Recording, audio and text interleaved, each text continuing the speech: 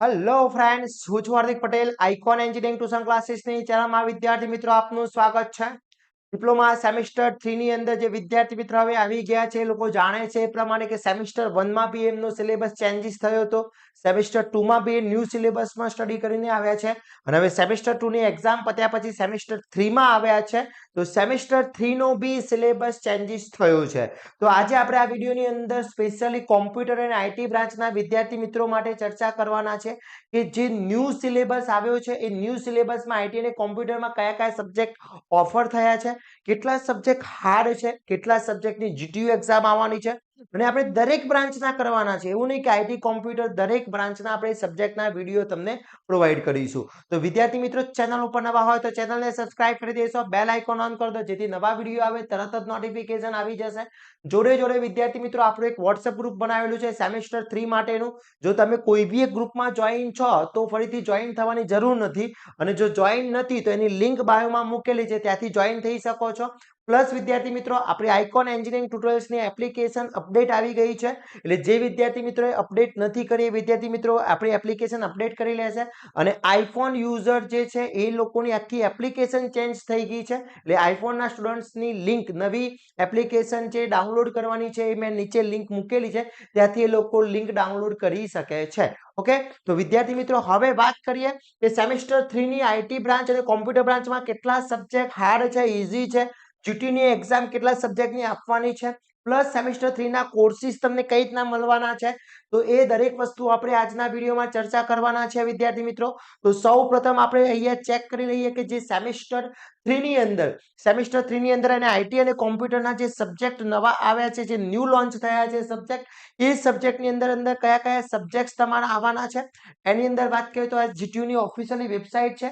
હવે આ જીટીયુની officially website ઉપર દરેક સબ્જેક્ટ મૂકી દેવામાં આવ્યા છે.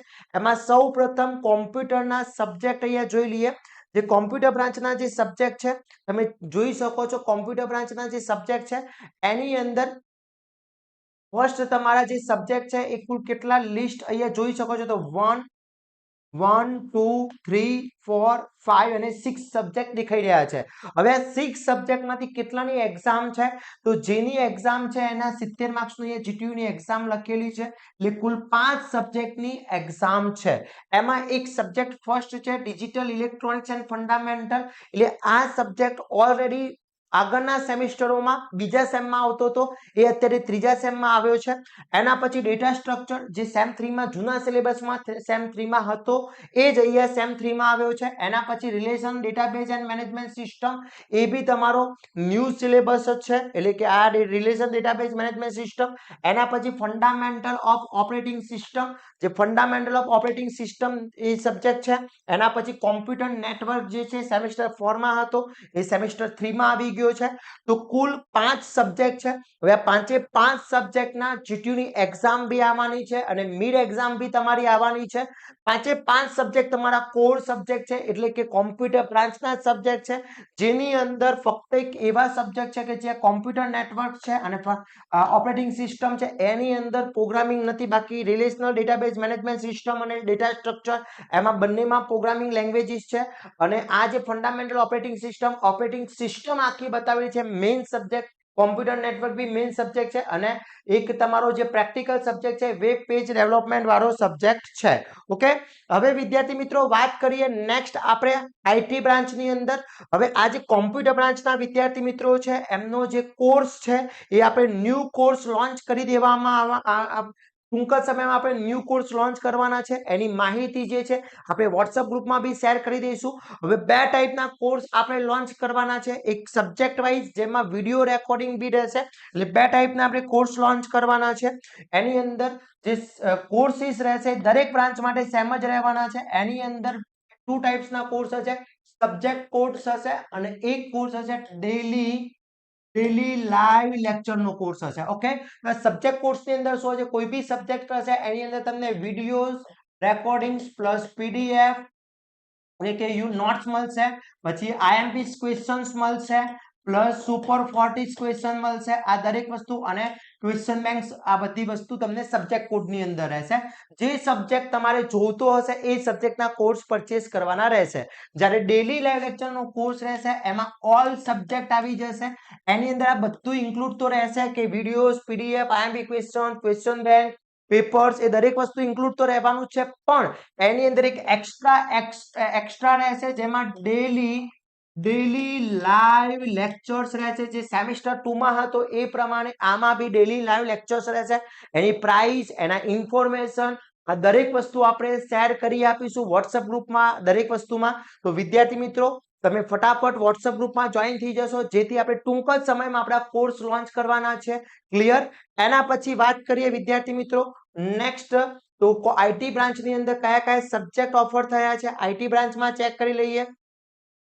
તો આઈટી બ્રાન્ચ જે છે એ આઈટી બ્રાન્ચની અંદર વિદ્યાર્થી મિત્રો આઈટી બ્રાન્ચની અંદર જે સબ્જેક્ટ જોવામાં આવે તો આઈટી બ્રાન્ચની અંદર ઘણા બધા સબ્જેક્ટમાં ચેન્જીસ આવ્યો છે. અને આઈટી બ્રાન્ચની અંદર ફર્સ્ટ જે તમારો જે છે ડિજિટલ માર્કેટિંગ સબ્જેક્ટ આવ્યો છે, એની જીટીયુ ની એક્ઝામ રહેવાની છે. ડિજિટલ માર્કેટિંગ પછી ક્રિપ્ટોગ્રાફી એન્ડ વેબ સિક્યુરિટી, આની પણ જીટીયુ ની એક્ઝામ રહેવાની છે. પછી data structure and with Python છે, પેલામાં ડેટા સ્ટ્રક્ચર છે, અહીંયા ડેટા સ્ટ્રક્ચર વિથ પાયથોન છે, એની પણ જીટીયુ ની એક્ઝામ રહેવાની છે. ડેટા મેનેજમેન્ટ સિસ્ટમ, આની પણ જીટીયુ ની એક્ઝામ રહેવાની છે. ઓઓપી વિથ જાવા, આની પણ જીટીયુ ની એક્ઝામ રહેવાની છે. અને ઓપરેટિંગ સિસ્ટમ, એટલે કુલ 6 સબ્જેક્ટ છે, 6 સબ્જેક્ટ છે આઈટી બ્રાન્ચના. અને આ 6 સબ્જેક્ટ વિદ્યાર્થી મિત્રો જે તમારી જીટીયુ પ્લસ મિડ એક્ઝામ બંને રહેવાની છે. તો વિદ્યાર્થી મિત્રો આ 6 સબ્જેક્ટના આપણા કોર્સ જે છે એ કોર્સ આપણે ઓલરેડી આ બંનેમાં આ જ રીતના રહેવાનું છે. એક તમારા સબ્જેક્ટિવ કોર્સ હશે અને એક ડેલી લાઈવ લેક્ચર્સ કોર્સ હશે. તો 6 સબ્જેક્ટના તમારા ડેલી લાઈવ લેક્ચરના બી કોર્સ રહેવાના છે.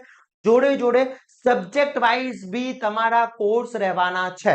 ઓકે વિદ્યાર્થી મિત્રો, તો વિદ્યાર્થી મિત્રો આઈટી અને કોમ્પ્યુટર બ્રાન્ચની અંદર આટલા સબ્જેક્ટ સેમેસ્ટર 3 માટેના છે.